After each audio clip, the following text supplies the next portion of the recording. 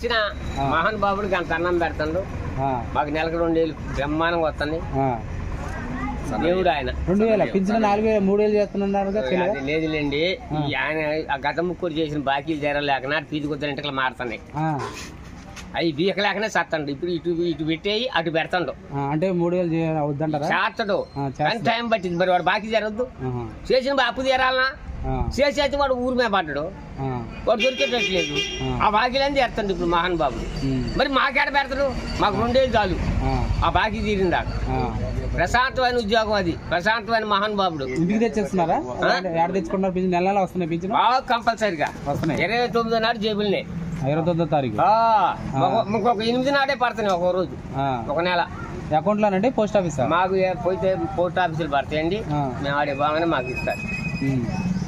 ఇల్లు అంటున్నారు, రుణమాఫీ చేసినట్టుగా అన్ని ఉండే కానీ 4 పథకాలు పెట్టిండు. అవి కంపల్సరిగా అయితే మొఖం పట్టడం లేదు. ఊరికి మండలానికి ఒక ఊరు ఏనండి ఈ కార్డు తీసుకొని పోతే 2000 రూపాయలు జైలు పెట్టుకుంటారు. ఇది పింఛను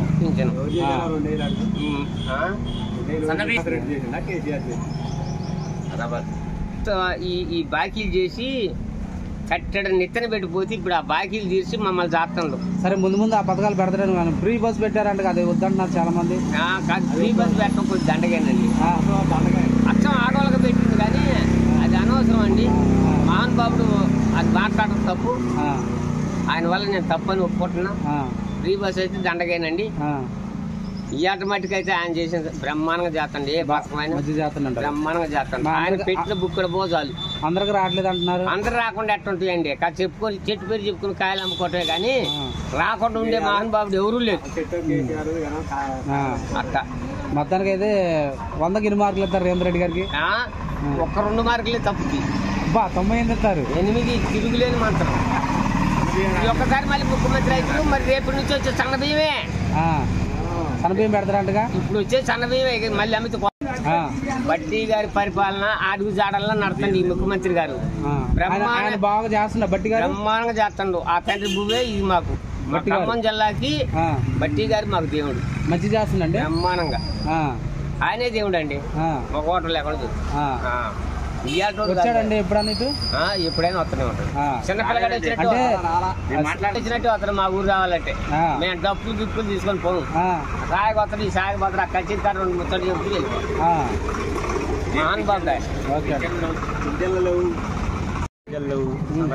పింఛను 2000 ఎకంలో చేస్తాను. మా అభి అంటే కొంతమందికి వచ్చింది, కొంతమందికి కావాలి. దాని కూడా బాధపడతాం. బోనస్ అంటాడు. బోనస్ కూడా పట్టు పడ్డాయి. కిందకి 500 అలా పనులోడే ఆడుతాడు. తల్లి పుట్టి 4 చక్రంగా ఉంటారండి. మంచి కొన్ని చేసిండు అనుకున్నాం.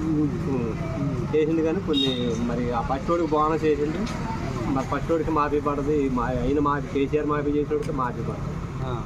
కానోడికి కాల మిర్చి ధరలు రేటు పోయింది. అందరుగా 20,000 22,000 అమ్మింది పోయిన సంవత్సరం. 13,000 12,000 13,000. ఆయనకి ఏమనక రైతుని డబ్బులు కూడా వస్తున్నాయంటగా. రైతు భరోసా అయ్యి రుణమాఫీ చేసిన అంటున్నారు. రైతు భరోసా ఇంత వరకు పడినా కేసీఆర్ ఉన్నప్పుడే మంచిగా.